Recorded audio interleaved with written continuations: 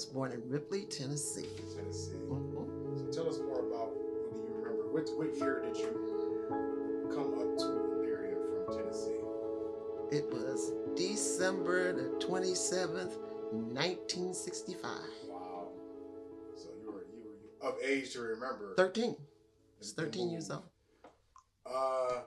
What did you do down in Tennessee? Where'd you live down in Tennessee? Well, we were out in the country. We were in a little community called Luckett, Tennessee. Luckett. Yeah. My daddy worked by the day. And what is your dad's name? And give me the picture. My father's name is Promise Glass. Promise Glass. Mm-hmm. Mr. Promise. Mm-hmm. That's my daddy. Mr. Promise Glass. Uh-huh. Born, do you know his birthday? April 13th, 1925. Wow. Next year he would have been 100. Yes. What's your mother's name? My mother was named Rosalie Wilson Glass. Wilson. Born January the 2nd, 1926. Okay. And they were both, I'm assuming, born in Tennessee. Yes. They've known each other since they were children. And they went from playmates to girlfriend, boyfriend, to husband, wife. Mm. Yeah. Just that fairy tale story. Because they both lived on the same farm. Oh. Yes. Shared the farm together. Well, they lived on a farm that someone else owned. So, yeah, okay. So tenant farmers. Yes. Tenant farmers. Yes. Do you know your grandparents? My grandfather on my dad's side was named Edgar Glass. Edgar Glass. And my grandmother was named Vietta Jared. She was a Jared. Yeah. I know that name. And my mother's parents, my grandfather was named Mott, M-O-T-T, Wilson. Okay. And my grandmother was Eliza Rogers Wilson. Yeah. Wow. So now we're talking about the turn of the century now for them. Late 1800s, early 1900s. Both my grandfathers were like in maybe the 1890s, and my grandmother Vietta too. My grandmother Liza was February the 27th, 1902. Wow. Yeah. Out of your grandparents, who stuck out the most? My mother's parents. Your mother's parents. And because we all lived together. Okay. And we called them Daddy, Mama. They helped raise us even after we came here. Mm. They had a big part in raising me and my brother. Big influence. Mm-hmm. Yes. Why? I mean, so what do you remember as far as like discipline, food? Discipline, man. That grandma, that mama, boy, she didn't play. No. Yes, she had a big part with because my mother worked. Okay. And she was at home, so she took care of me and my brother. What did your mother do for a living? My mother she worked in the field. She was a field worker when we were in Tennessee. And then she did some domestic work. Mm-hmm. And then when we came here, she worked 32 years at Elyria Memorial Hospital as a cook. Wow. Mm-hmm. So making that transition to Elyria. So when did you learn that you were going to move away from Tennessee? And how did you feel at that preteen? And the reason I laugh, we were working, my brother and I, we were 12 and 13. So we were big enough to work in the fields at that time. Mm-hmm. And we were out there with my mother, and the cotton was so tall, it was up over our heads. And she told us, she said, you guys break the stalk in this cotton because you won't be back anymore. And we were like, won't be back anymore? What are you talking about? We're moving to Ohio. What? We did not want to come because we love down there. But really? Yeah. What did you like so much about it? It was just the atmosphere, and I was born and raised, grew up there. My friends were there. Mm-hmm. I went to school there. And then all of a sudden, it was such a shock, a cultural shock when I moved here because I went to Midview. Yes. Yes. That was such a shock. I went from being in an all black school district. Only time we saw somebody white is when the delivery man came or the school superintendent came. So now I'm in Elyria. I'm going to Midview, and there's maybe 25 of us in the whole school. When I graduated, it was only 5 of us. So the schoolhouse down in Lauderdale County, what's the school called? Rosenwald. Rosenwald? Elementary, middle school? Yeah, elementary. We did 1st grade through 8th grade. Okay. And then somewhere along the way, they consolidated the schools, and we ended up going to school in Hennings. Oh. So we went to Palmer Turner School, which was Alex Haley's grandfather started that school. Okay. Okay. And it was more, you only went to school with black folks. Yeah. Yeah. My dad said the same thing. Yeah. My dad came up here when he was 13. He said it's the first time he went to school with white kids. He came up here to Ohio. It was like, oh my God. Yeah, yeah. When did you switch over to the other school? To Palmer Turner? Yeah. I was 7th grade. Yeah, we went from out in the country to Hennings. We were in the city. In the town. Yeah, we was in town then. Yeah. Now, did you have family here or someone here that your family chose Ohio? Yes. My dad, father, had 5 brothers that came here in the late 20s, early 30s. Wow, they were here early. Yeah, Uncle Walter and all of, well, Auntie, because Uncle Walter was my mother's uncle. Okay. But they came here in the late 20s, early 30s. And so way before you were even born. Well, I was even thought of. They were already up here. Yeah, and then Daddy's sister Emma, the picture that you saw over there, she came here in, I think she said 1944. And that's what really made Mom and Daddy decide to come, because Aunt Emma and Uncle Percy was here. But on top of that, just did they find, obviously, for more opportunity? Yes. Better pay. Yes. Better chance of raising you and your brother. Yes. More money. Yes, they did. How did your grandparents take it? They came too. They didn't want to. My grandmother Liza and Mark came too. They didn't want to, but we came in 66. And I believe my grandmother passed away in 71, and my grandfather passed away in 73. Are they buried up here, or y'all take them back? We took them back home. What cemeteries are they in? Canaan Baptist Church Cemetery. In Lauderdale. Yes. Yep. As far as the energy down there, how much racism were you exposed to down there, or was you insulated because you was wrong with your people? I was more insulated down there. I didn't run into true racism until I went to Midview. That's when I hit the racism. And there was one incident I will never, ever forget. I had gone out to get some water in the hallway at the water fountain. And as I was walking away, there was 3 boys, and they called me the N-word. And they spit water on the back of my head.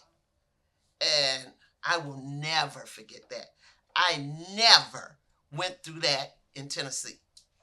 Never. But how long was that when you... After I got here? After you got here.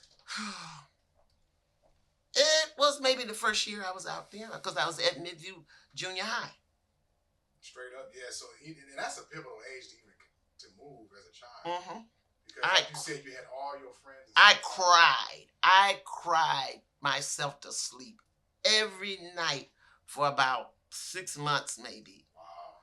Because I did not want to be here. I wanted to be at home. First we started going back, because my dad worked at Tappan. And Tappan shut down like in July. Okay. They would shut down for maybe a week in July. So we would go back down and stay a week. Ooh. And going back to that heat. Man. We got in that car. I was about to say. Daddy had a 1970, no, that would be 1970 something. Jester Oldsmobile. They don't even make Jetstar Oldsmobile anymore. He had that. It'd be all 6 of us in that car. Packed in. No air conditioning, because they didn't put air conditioning in cars, most of them back then. And windows rolled down and going up 31W, and it wasn't no 71, and no, you went to country roads. Yeah. Did you guys stop at all, or what was there any rules of going back down south? Well, once you got past maybe Cincinnati into Kentucky, It gets a little sketchy. it get a little sketchy. And you know, you packed your lunch. Mama fried chicken and made potato salad and stuff, and you rode down the road eating out of that. Yeah, you know, stopping the gas Money, station, when you get food poisoning, eating that potato salad in that heat. in that heat. Yeah. Oh wow. So how did you feel going back to Tennessee the first time after you moved back here? I wanted to go somewhere and hide, so they couldn't take me back here. Oh wow, yeah, because it was rough. Yeah, I really didn't want to be here. I did not want to be here. Wow. I began to learn people, and you knew who to mess with and who not to mess with, you know, especially out there. There was one time a friend of mine, when we graduated, she wanted us to go home with her. Me, my cousin Marvel, and I. So we get in the car and we go home with Bonnie. They lived in Eden Estate. I don't know if y'all know about Eden Estate. Eden Estate. That was like Grafton's Wilsonville. That's what I was saying. That's exactly what it was. That's the way to explain. And we got out there, and the mom was so cool, but the stepdad came in, and he said, "What are they doing here? Get them out of my house." Straight up. Wow. I'm not driving nothing. I'm riding with them. So I had another friend, Mary Lou. Her mother worked in the cafeteria at the school. So I called Miss Palazzi, and I said, "Miss Palazzi," I told her what was going on. I says, "We in a situation out here." She said, "Don't worry, Mary Lou come get you." So Mary Lou came and got us and brought us back home. That was my senior year. And I have not had foot in Eden State since. And so who in the neighborhood that you really Was close to? Close to?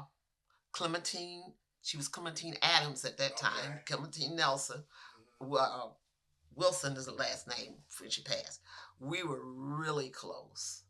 And Jean Knoll, my cousin Marva, the Stacys, the Lacys. I mean, that's our little, this is our little domain out here. We were well kept secret, our little domain out here. So we were a pretty close knit neighborhood. We really were, because half of them are you related to, and the other half we were just close to each other. And you guys looked, it was more of a neighborhood sense as far as everybody looking out for each other. Oh yes, most definitely. Only store I remember is the store that Mr. Nelson had. He when we came, the Whitfields owned it. Okay. And that's then right, you guys came later. Yeah, then there was Convenient on East Avenue. The Rotunos owned that, because I went to school with them. And main grocery stores, A&P was over here where Aldi's is at. Oh, okay. And that was the main stores over here. I was really at home, stay home person. Okay. I didn't care for but once I got out of high school and I went to LCC and I went to Learning People, the West Side, Lorraine. Yeah. I stayed in trouble then. I stayed in trouble. That's what it changed. I told my mother one night, I said, "Mom," one afternoon, I said, "We're going to Cleveland to a basketball game with Tri-City." She says, "Okay." She says, "As long as you get back here around 6 or 7. I said, oh, we'll be back. No problem. I was back. But then I went to Lorraine. I left Lorraine. I went to Oberlin. And then I came back to Lorraine. Then when I got back to Elyria, it was 2 o'clock in the Oh, morning. yeah. And it was on and popping. What was you doing out there? What We were just partying. We was having a good time. Good group of folks. And back then it was not, well, I guess it was drugs, but we didn't know anything about no drugs or anything. We all put out 50 cent our quarter together and buy us some Annie Green Spring wine and some Boom Farm, and the party would be on. Go ahead and tell it. We would be at each other's house or the neighborhood center up here. Mm-hmm. Oh, neighborhood center at Marcel Hall. Mm-hmm. The parking lot was the place to packed. be. Yeah. It was packed and good fun. Good fun. Good fun. Wasn't no fighting, no shooting, no, nothing like that. No. We just had a good time. So you had that good mix, meaning like you went to school with Midview, Yeah. but you knew Elyria High kids as Oh, well. yeah, because with the stadium being right here, Right. I wouldn't go to Midview's football games. I'd go Always to hanging at Elyria. Elyria's. Yeah. Tell us about that as far as what do you remember? Any player in particular? Any place. No, I wasn't thinking about no football players. I was out there. Socializing. I socialized. I used to go to skating every Thursday night. They never had on a pair of roller skates in my life. At the roller ring on Cleveland Street. I went every Thursday night. Never had on a pair of roller skates. What would you do? Just have What? Look, while they were having the female skating thing, while they be out there skating, I'd be flirting with the boyfriend. You didn't hear that. I heard every bit of it. I already knew. This You ain't always nothing. stop short of that part. So I mean, I'm good. You tell me something I it know. wasn't no. We just had clean fun. Mm-hmm. They play music, we be dancing, we be partying. The kids don't do that anymore. They don't know nothing about that. As far as just having good fun. Yeah, as far as having good fun. If my daddy saw whoever's next door doing something and he said, "Stop, don't you do that," they stopped. It was respect. It was respect. It was respect. Yeah. They don't have that anymore. You tell one of these kids, I told a kid the other day, go home because he didn't have on no shoes and no coat. And he wasn't but about 5 years old. He looked at me like I lost my mind. I mean, back then, oh no, you didn't. Listen. No, Yeah. you didn't talk back. No. I went to Lorraine to some bar. I think it was called the Journey Bar or something like that. I didn't know where I was going. I was just going with some friend of mine. Mm-hmm. And one of Daddy's co-workers saw me. Lord have mercy. Oh, he said, "So you're down there hanging at the Journey Bar, huh?" I said, "How you know?" He said, "I know, but let me catch you back down there again." That's all he had to say. That's all he had to say. Ain't been back in the Journey Bar no more. Daddy didn't play. Daddy did not play. He didn't. So what did he hang out or anything or Mm-mm. no? Now, when we were in Tennessee, my dad was a Mason. Okay. But when he came here, he said, Oh, shut up. He It's said, funny. It is. it's a story. He said, they drank up there. Because they were at Marcel Hall. And when they would have their potentate balls and all that, see, they didn't do that in Tennessee. A Mason was strictly a religious organization Down south. down south. Okay. But then when he got here, it was like, These boys is wild. he said, I don't want to be a member here. And he did not join. Oh wow. Yep. Oh, yeah. Was your mom an Eastern Star? Yes, she was. Okay. She, oh, me Lord. She was an Easter Star, but my mother was special. my mother couldn't remember the password to get in. Her cousin was Worthy Matron, and Mom said, "I couldn't remember that thing, that password to get in." She would tell her, let it in. You just let her in. Let it in. Goodness. Oh wow. My family kind of comical. Y'all some nuts. Yeah, real nuts. Talk about her nickname. What's your nickname? No, My grandma, my mother's, my daddy called her Pistol. Pistol. Mm-hmm. And that was her nickname. If you look at any of her cards that she wrote him or on his gifts, she would write "Love Pistol," because that's what he called her. What's the meaning behind it? Your guess is good as mine. I was scared to ask. Yeah. Yeah, that's it. None None of your business. They've been together for a long Yeah, time. they would get a long time, so I wouldn't ask. I think she kind of gave a hint one time. No, that's okay.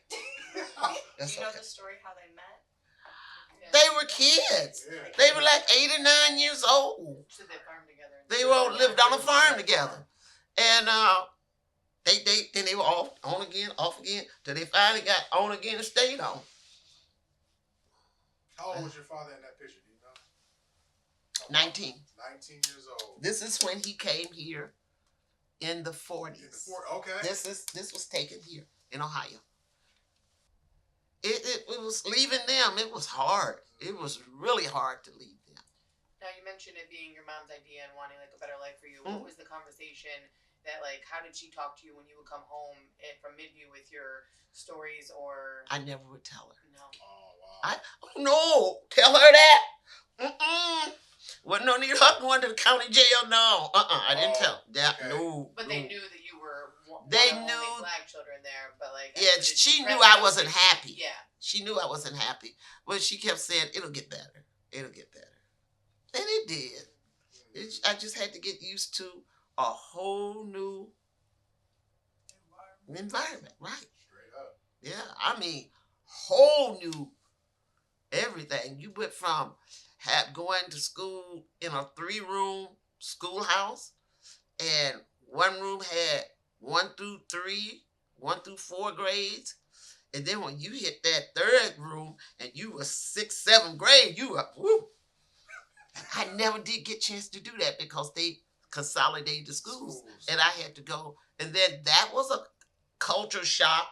It wasn't so much, but we were all black, but it was like, I don't know these people. Over here. Yeah. In it. Yeah, I don't know these people.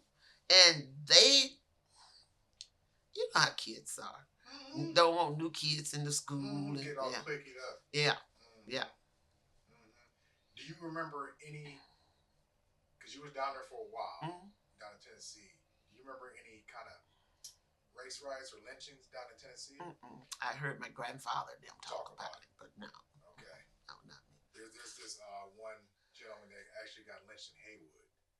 Okay. His name was Albert Williams. He got lynched in the 40s, and that's what they're saying. That was the last lynching recorded in Tennessee in 1940. Okay. But he was the local NAACP member. Okay, see, that was for my time. And he was organizing black folks to vote. Yes. And they snatched him out of his home. I remember Haywood having the Tent City. Tent City, yes. Now I remember that. You remember the Tent City? Yeah, I remember Haywood? Tent City Wow. because I remember reading about it. the landowners wouldn't let them vote. Yes. So what they did, they moved off their farms, and they set up tents, and they lived in a tent Yep. till they could get the vote. Yep. Mm-hmm. Yeah, I remember that. So coming up here, we're talking about riots. Do you remember the riots of '75 in Elyria? Yes, I was working at General Motors. Yeah. Wow. Can you tell us about the atmosphere and about that? It was scary. I remember they were shooting down in Wilkes Villa. I guess it was a carload of whites went down there and was shooting. And they come through here. And I remember my brother being right over there. He had a pistol, and my daddy was standing here with a shotgun as they were coming through. But they wasn't shooting here. The shooting was being done down there. Those white folks shooting up. But stuff like that never make the news and newspaper and Wow. Being antagonistic. Yes. They were gonna march. This is the problem. She laugh at everything. It can be very traumatic and trauma. She'll laugh. She'll be like, it's The Because we ministers, got through Peter it. up. the ministers was marching over on Fuller Road because they were trying to quiet Calm, everything. Yeah, calm, yeah. Somebody shot, pow, pow, pow. All you could see was folks hitting yards. You laughing. You a nut. What the ministers do? They took off. And she's not even telling the bus driver. She's like, only thing you saw was white collars running. Oh, you clergy can see when the collars white hat. diving. You remember they had the hard hats on, and all you could see was Collars and card hats. They forgot all about the Lord, didn't they? They said, hey, get the hell out of here. Yeah, he said, we get the hell out of here. Now you got to edit that. You No, gotta put that in. no. No, you can't do that because I'll be in trouble. But that's what happened. It did. That's what happened. It did. The It minister did. trying to go down there. And Don't be out here. They Praise said, the guns. Lord. Thank They you, got real, Jesus. didn't they? Pop, pop, pow, and that was all they needed. Wow. See, a lot of people don't. So it's good to hear the different perspectives of what was going on. Yeah, because we've been out here for years and years. I don't know nowhere else. I don't. I lived here. I lived across the street. I lived up the street. Then I came back here. This is your neighborhood. This is my neighborhood. Yeah. This is your neighborhood. Yeah. This is I your don't know neighborhood. anything else, but yeah, I've watched it go from being family oriented neighborhood to where urban renewal came through, I was about to ask you that question. tore everything down. So do you know, looking back at it, what was the plan for urban renewal? What did they sell you all over here about urban renewal, that program? That they were gonna make this a better area because the streets were what would you call it? Rocks Okay. with big rocks in the street. They came through and they tore that up and put new streets in and tore down the old houses. Some of the houses should have been torn down. Some of them shouldn't have been torn down. But they paid the people out. And a lot of them moved over off of West Avenue on 10th Street and 9th Street. My grandmother. I was gonna say I thought your grandmother and them went over there. West Yeah. Eighth. Yeah. It was on West Yeah. Eighth. Yep. I remember that. Wow. Hmm. But it still stayed predominantly black though? Would you say? Or was it a mix at that time? It was a mix, especially on Wood Street. It was a mix. Okay. Over here, it was pretty much predominantly black. So now it's So that program really did nothing but pave roads It didn't. It really didn't and push people out. push people out. Exactly. My goodness. So could you, going back to the riots, what do you know it was about Mr. Daryl Maxwell? Yes, Daryl was. I don't know if Daryl was going in the window of the bar or coming out the window of the bar, but Keeling, I think was his name, was the one that shot him, and from there, The streets started turning up. yep, mm-hmm. Yep. It's like you said, a scary time. It was scary times. It was, and plus I was working night shift at General Motors, and Mom and Dad was like, "Nope, At the Fisher Guy plant. Huh? yeah, you're not going out there. Nope." What year did you start at Fisher Guy? 1973, July 9th. What was you doing prior to that? I was a nursing assistant at the hospital. Oh wow. But General Motors offered that. It was like a massive hiring going on out there? Yes, it was. And my girlfriend wanted to go out there. She says, "Let's go out there and put in an application." I don't want no job at General Motors. Okay, let's go. So I put in the application with her. I got hired and she didn't. Ooh. So the first night I went, I'm not used to no manual labor. Man, I come home. I don't think I had a spot on my body that wasn't hurting. And my dad was back there in the bedroom. And I come in, he said, "How did it go?" I said, "I ain't never going back out there no more." He said, he raised up in the bed on his arm like this, and he goes, "You're going back tomorrow night, and the next night, and the next night. Because I told you not to go out there." That it was, in the first place, because there was manual labor. And he said, "You're going back." I went back for 30 years. And when I got my 30-year plaque, I was so proud. I come home and I'm showing it to Daddy, and he had dementia. And he didn't know what I was showing him. And he just handed it back to me. And I just cried because I wanted him to be so proud of me. Because he told me, you going back the next night, and the next night, 30 years later. 30 years later. So you were there when it closed, right? Yeah. Did you transfer? I transferred to Palmer. Yeah, Palmer. Do you remember James Conley? Your dad? Yeah. I know your dad. Yeah. Okay.